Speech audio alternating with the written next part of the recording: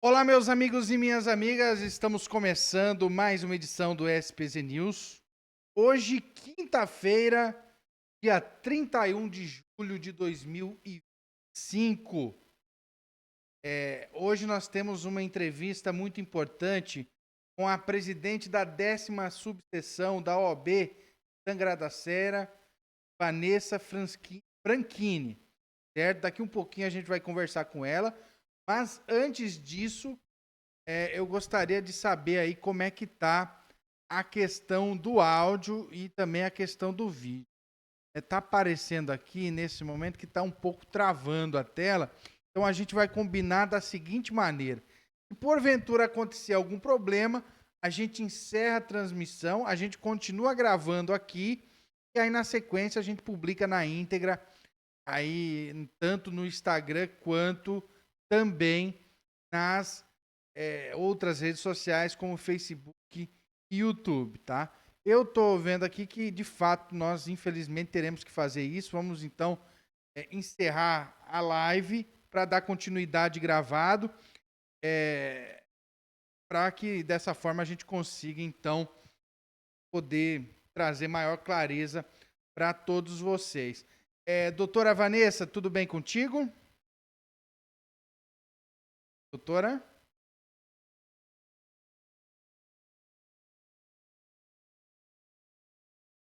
Doutora Vanessa, tudo bem contigo? Você não estava me Boa ouvindo, né? noite. Porque estava mutado aqui. Mas olha só, infelizmente a gente vai ter que parar a transmissão ao vivo aqui. Eu estava explicando para nossa audiência que está dando um problema na transmissão, mas a gente vai seguir gravando e aí depois, assim que terminar essa entrevista, a gente já publica nas redes sociais lá para que não haja, para que as pessoas possam ouvir o que a presidente da OAB tem a dizer nessa noite de quinta-feira. Então, eu queria começar lhe dando as boas-vindas, agradecer por ter aceito esse convite, tá? E queria que a senhora começasse se apresentando. Olá, boa noite a todos. Boa noite a quem vai nos ouvir, né? E eu quero dizer que é uma grande satisfação estar aqui hoje, podendo falar um pouquinho do papel da 10ª subseção. Meu nome é Vanessa Franchini, eu sou presidente da 10ª subseção de Tangará da Serra. E estou aqui hoje para contribuir um pouco, passar algumas informações relevantes aí para a advocacia e para a sociedade. Muito bem.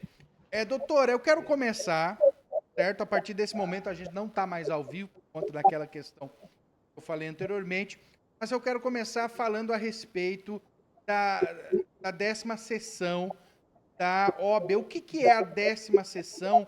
O que a OAB Tangará da Serra representa, não só para o estado de Mato Grosso, mas também para todo o conjunto da Ordem dos Advogados do Brasil? Sim, eu vou tentar explicar aqui de uma forma fácil. A OAB, ela possui 4 órgãos. Tem o Conselho Federal, que é o nosso órgão máximo em Brasília. Nós temos os conselhos seccionais, que são representados pelos estados. E cada conselho seccional tem as suas subseções, além da Caixa de Assistência dos Advogados. Então, a OAB Mato Grosso, que é o conselho seccional, ela possui 29 subseções, que estão espalhadas no estado inteiro. Nossa subseção é a 10ª subseção, 10ª subseção de Tangará da Serra, que compõe não só a comarca de Tangará, mas como outras cidades. Abrange Barra do Bugres, Porto Estrela, Nova Olímpia e também Denise e também a comarca, a cidade de Sapezal. Então, a 10ª subseção tem essa abrangência. Hoje, nós somos em torno de 836 advogados ativos nessa abrangência que eu falei, que compõe todas essas cidades. Sapezal, nós temos em torno de 60 advogados ativos. A 10ª subseção, eu vou apresentar aqui, ela possui uma diretoria, eu como presidente da 10ª subseção, Dr. Cleiton Carvalho, que é o vice-presidente, nós temos a secretária-geral, doutora Lauren, secretário-geral adjunto, doutor Welder, o nosso diretor tesoureiro, que é o doutor Nairon, e a Caixa de Assistência representada pela nossa delegada, doutora Juliana Lani. Então, essa é a diretoria da 10ª subseção. Além da diretoria da 10ª subseção, nós temos os representantes em algumas cidades, como Barra do Bugres e Sapezal. Em Sapezal, nós temos o nosso representante, que é o doutor André Longa, e representante da Caixa de Assistência, a doutora Poliana Sodeiro. Então, eu tentei falar aqui de forma breve como funciona, né? A 10ª subseção hoje, se eu não me engano, ela é a 10ª subseção maior em número de advogados do estado de Mato Grosso. 5ª ou 6ª. É só para deixar bastante claro, para que todos possam entender. Tanto o seu cargo quanto esses demais, eles são por indicação ou foi feita uma eleição? Porque eu lembro que recentemente aí, não lembro se foi no início desse ano ou no ano passado, teve eleição para a OAB, não teve? Sim, são cargos eletivos, né? Teve eleição, os advogados escolhem para uma gestão, um triênio. Então, nós tivemos eleição no ano passado, a eleição ocorreu em novembro, aonde foi eleita a diretoria da seccional, OAB Mato Grosso, com os seus conselheiros, e também a diretoria das subseções, incluindo a subseção de Tangará da Serra. Então, os advogados elegeram essa diretoria para representar no próximo triênio, que é 2025-2027. Muito bem, olha só, na sexta-feira passada, no dia 25, vocês estiveram reunidos com o presidente do Tribunal de Justiça de Mato Grosso para falar em relação a algumas demandas dos municípios relacionadas aí à justiça. É claro que nessa entrevista a gente vai falar um pouquinho mais sobre Sapezal, mas é claro que outras cidades também foram abrangidas, como Sapezal, Sinop, Alta Floresta, Cláudia, Vera, Tapurá. E entre os principais pedidos ali ao TJMT, é a nomeação de mais servidores e magistrados para as varas já existentes, né? E a gente percebe que, de fato, existe um grande gargalo nessa questão dos processos, e aqui eu falo Sapezal, porque é onde eu estou mais próximo, conheço mais de perto o que vem acontecendo, que é justamente aquela demora, muitas vezes, para julgar os processos, para dar andamento. Como que foi essa reunião com o representante do TJMT, o senhor José Zuquim Nogueira, e o que foi de positivo que você pode trazer para nós hoje? Bom, na verdade, essa é a segunda vez que a 10ª subseção vai até o AB estadual e vai até o TJMT buscando melhorias para o Poder Judiciário de Sapezal. Nós estivemos em março lá, levando essa problemática de Sapezal. Um dos maiores desafios que a nossa gestão enfrenta é a questão do judiciário em Sapezal, a estrutura do Poder Judiciário. Então, nós estivemos em março lá, levando as mesmas demandas, né? Muitos processos, uma taxa de congestionamento muito alta. Naquela ocasião, nós conseguimos a intervenção do NAI. O que é o NAI? É um núcleo de apoio estratégico, onde juízes são designados, juízes cooperadores, para atuar naquela comarca. Então, naquela ocasião, o que foi possível foi a intervenção do NAI por um período e também servidores para estar auxiliando nos cumprimentos dessas decisões.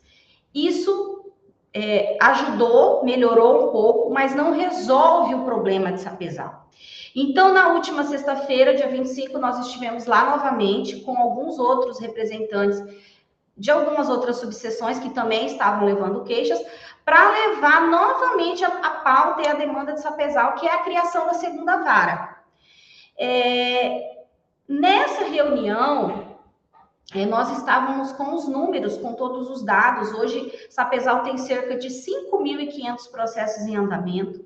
Só no ano de 2025, naquela ocasião, já haviam sido distribuídos 1.032 novos processos.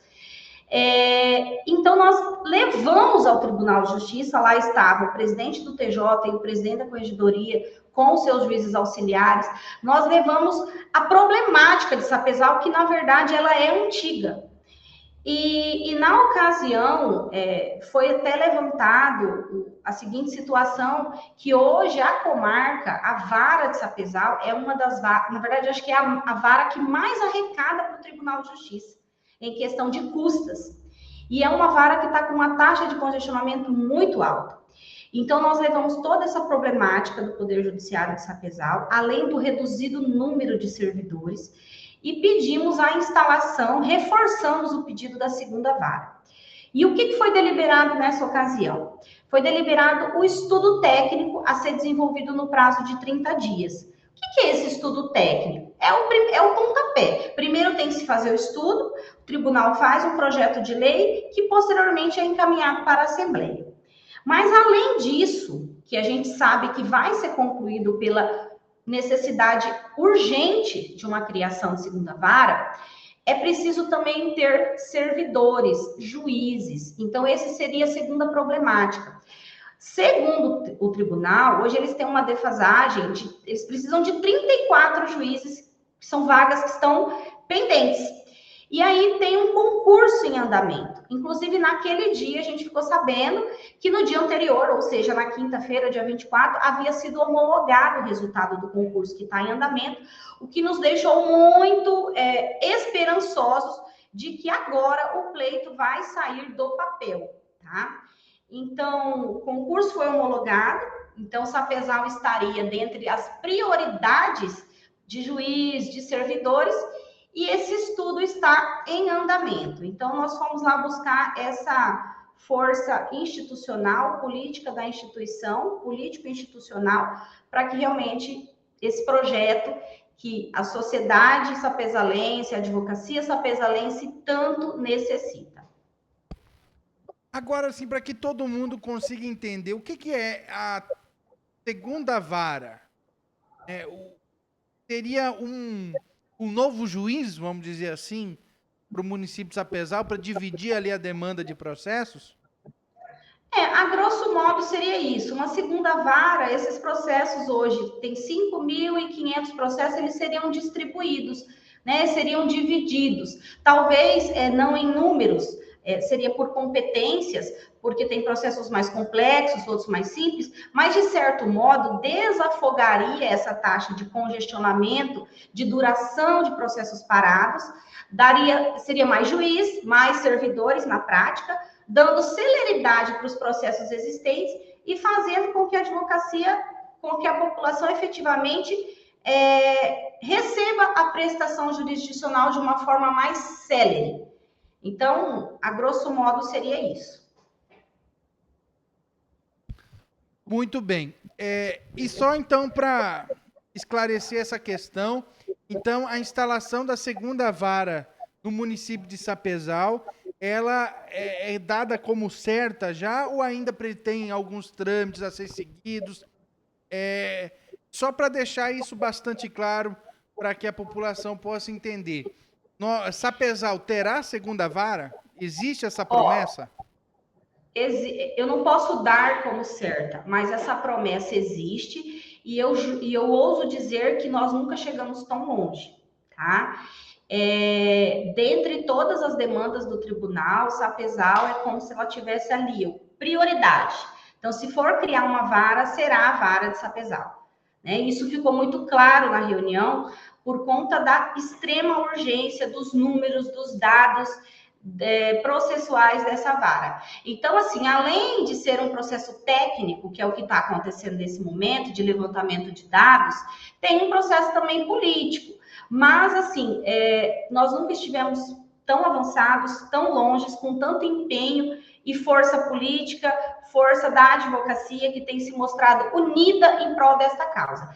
Então, assim, há grandes chances, grandes possibilidades que essa vara seja instalada no ano de 2026. Esse ano não dá mais, por conta de todo esse processo que eu acabei de explicar.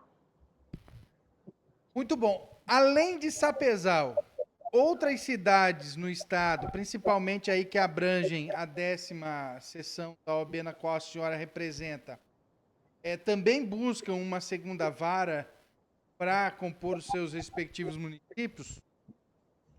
Não, a segunda vara, no âmbito da nossa subseção, a demanda por uma nova vara é a só Sapezal.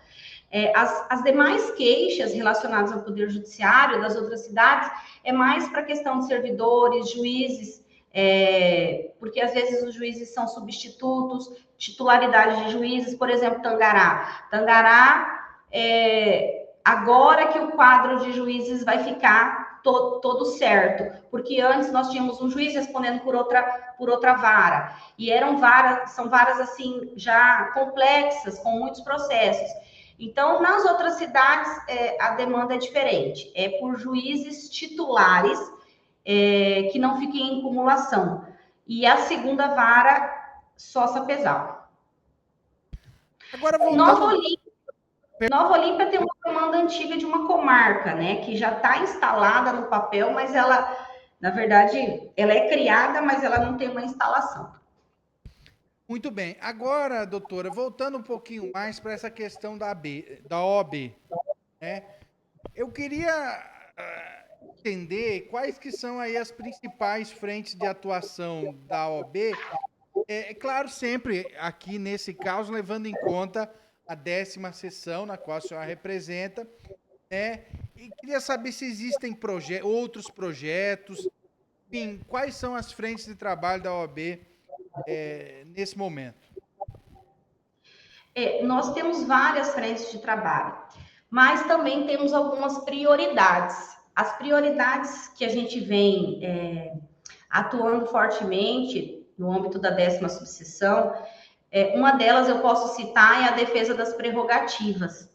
Então, aonde há uma atividade jurisdicional, aonde tem um advogado, pode ter uma prerrogativa violada, seja na delegacia, com a polícia militar, nos fóruns, enfim. Então, uma das propostas dessa diretoria é uma atuação firme e intransigente na nossa defesa das prerrogativas.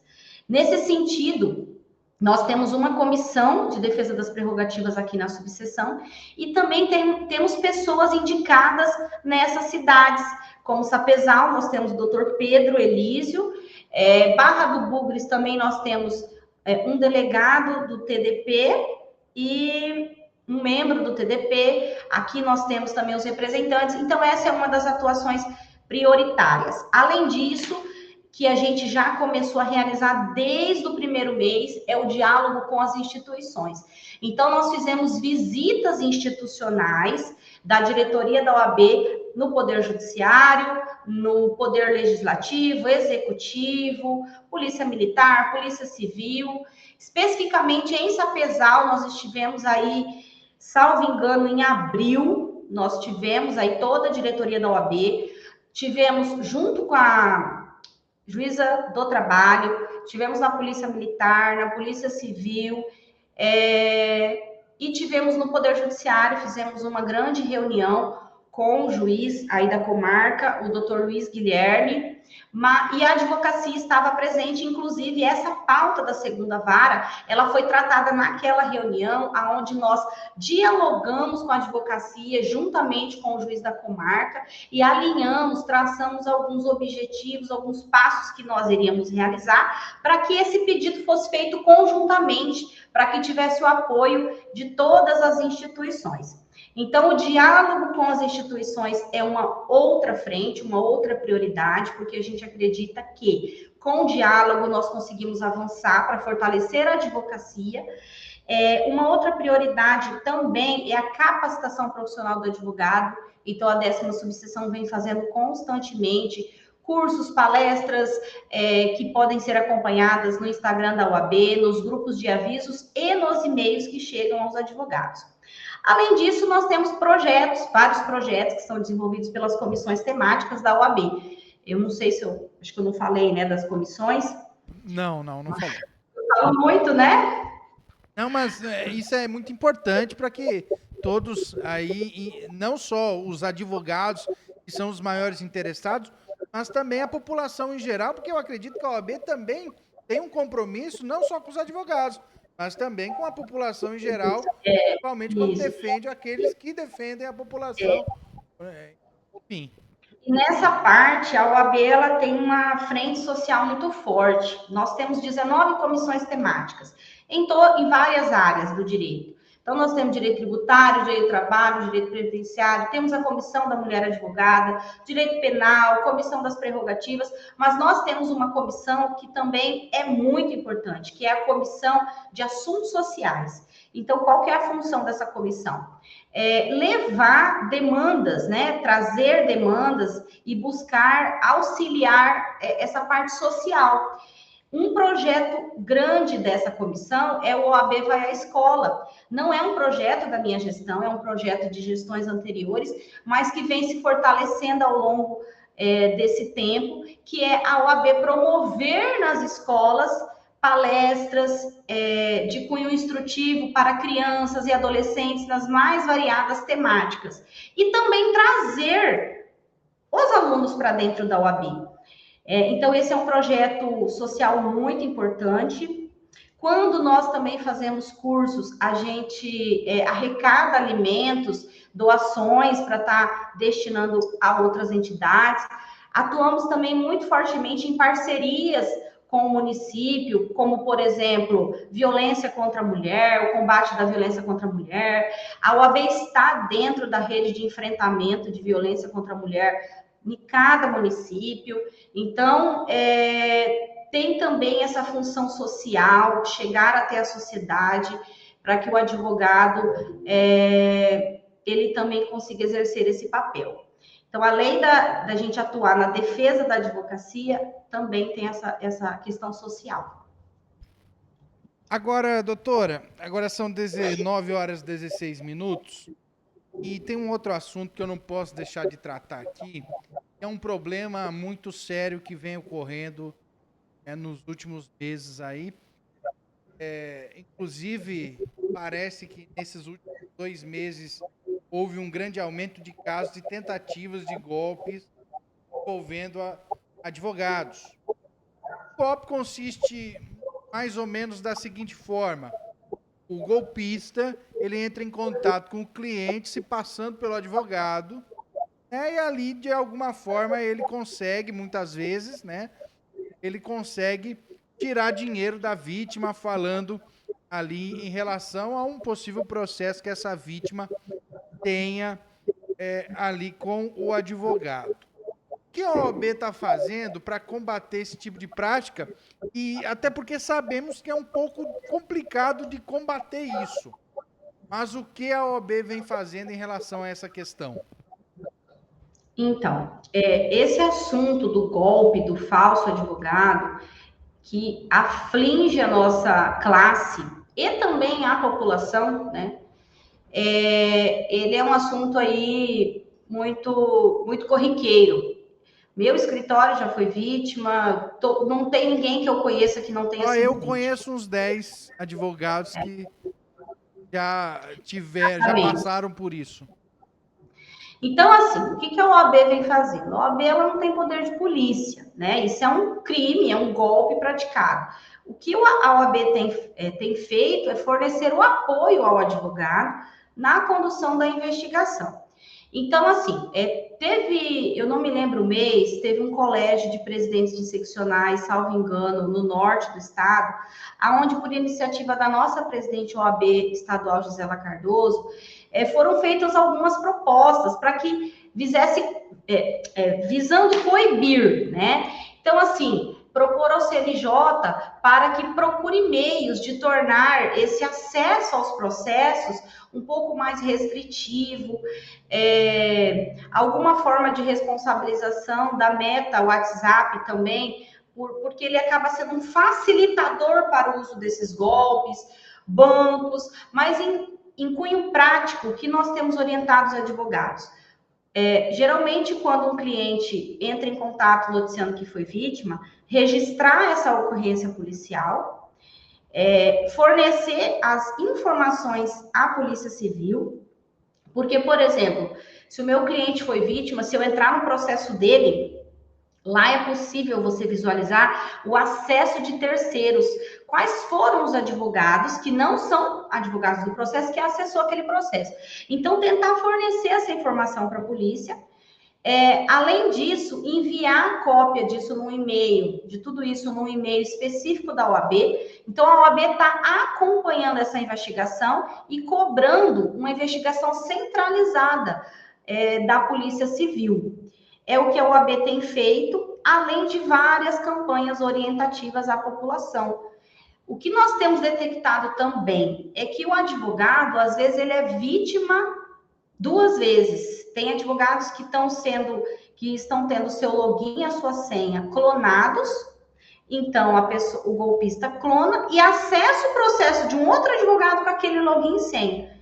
Então, quando você vai ver, aquele advogado que acessou também está sendo vítima. Então, está tendo todas as opções e as modalidades possíveis.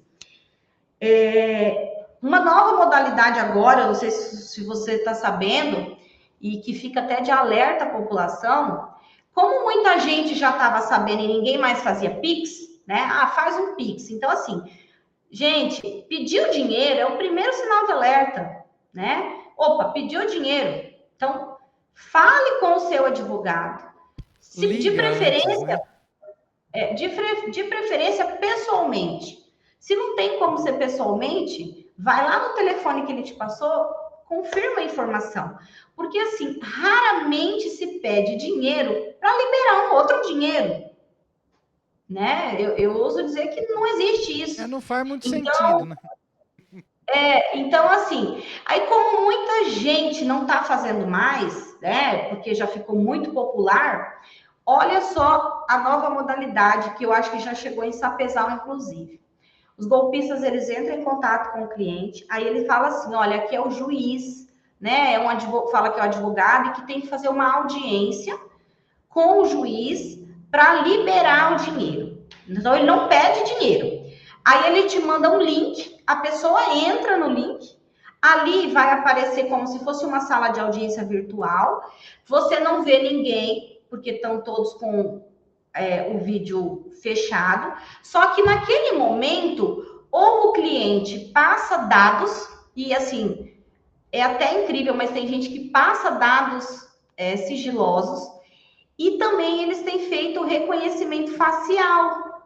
Então, eles pegam esses dados, pegam o reconhecimento facial, aí ele fala assim, ó, me passa uma conta bancária, porque para eu transferir o dinheiro, você passa a conta bancária. Aí ele fala assim, mas uma conta só não é suficiente, porque o dinheiro é muito, então eu preciso de 3 ou 4 contas. Aí você passa, você pede do seu filho, pede do seu amigo.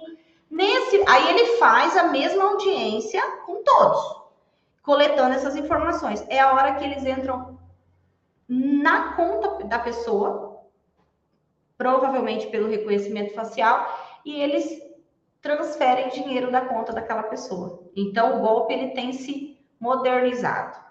Então, fica alerta, se um advogado fez contato, na dúvida, confere o nome, fala com o seu advogado, não clique em qualquer link.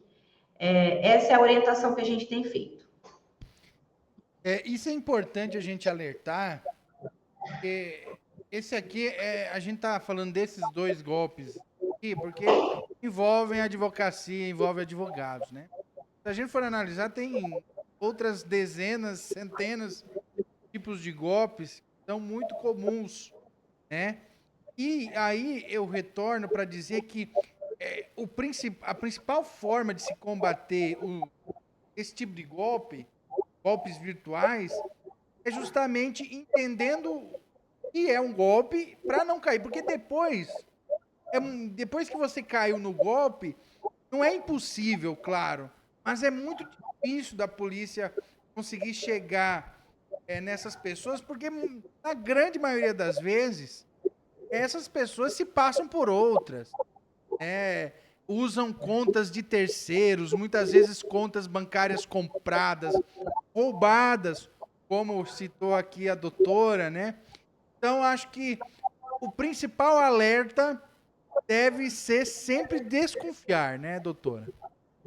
Sempre desconfiar. E aí a OAB está atuando fortemente nisso, na informação, porque por mais que ela cobre a Polícia Civil, uma investigação mais apurada, mais complexa ou até mais técnica, como eu te falei, muitas vezes não consegue chegar de quem foi que cometeu. Então, desconfie, né? Falou que esse é seu advogado, né? Vai falar com ele, se possível, olhe nos olhos dele, confirme o número do telefone, não vai clicando em qualquer link e passando qualquer informação. Essa é a nossa orientação. Muito bem, doutora. Eu quero agradecer muito a sua presença aqui hoje. Pedir desculpas por não ter sido ao vivo de fato, tá? Mas acho que foi muito importante a gente ter essa conversa aqui para esclarecer principalmente os advogados da região.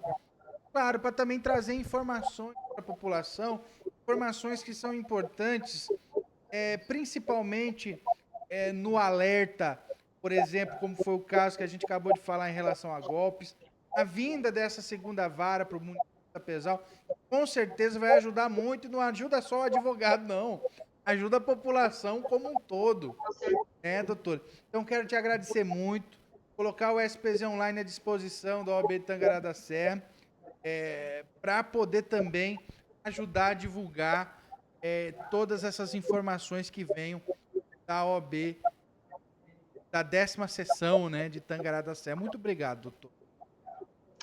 Eu que agradeço a oportunidade de poder estar aqui, passando algumas informações, não só a advocacia, como a população. Quero dizer que a OAB, a 10ª subseção, está à disposição tanto da imprensa quanto da sociedade e dos advogados para prestar maiores informações. Está sempre disposta ao diálogo para o fortalecimento da advocacia e uma justiça mais célere e uma prestação jurisdicional mais efetiva. Muito obrigada e estamos também à disposição para qualquer esclarecimento futuro. Eu quero aproveitar também essa oportunidade, Vani, para agradecer o Cleiton Carvalho, que foi quem proporcionou essa entrevista aqui. Ele entrou em contato comigo e articulou ali a entrevista, que eu quero agradecer muito. Quero agradecer também ao André Longa, que eu entrei em contato com ele, para ele passar algumas pautas para que a gente converse, porque às vezes a gente acaba deixando alguma coisa passar. Então ele passou ali algumas informações que foram muito relevantes para que a gente pudesse conversar aqui hoje. Então queria agradecer em especial essas duas pessoas. Sim, sim, são pessoas que eu costumo dizer que uma gestão não se faz sozinha, pelo contrário, o sucesso da gestão é oriundo do trabalho de todos. E nessa gestão, muita gente tem trabalhado, são dezenas também de advogados nas comissões que se dedicam, que se doam.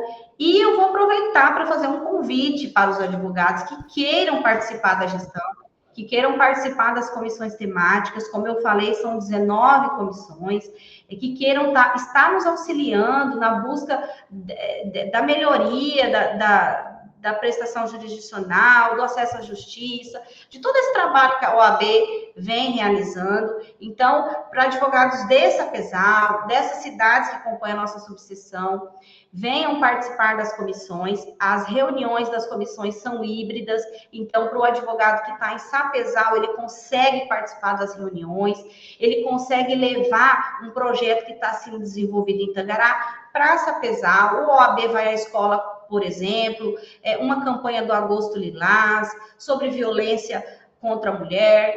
Então, eu quero convidar a advocacia a participar da gestão, porque essa gestão, ela é uma gestão plural, ela é uma gestão para todos, para que todos possam se sentir pertencentes, em especial a jovem advocacia. Os advogados que estão começando, que acabaram de pegar as suas certidões, venham conhecer a OAB, venham trabalhar nessa causa, que é uma causa muito gratificante.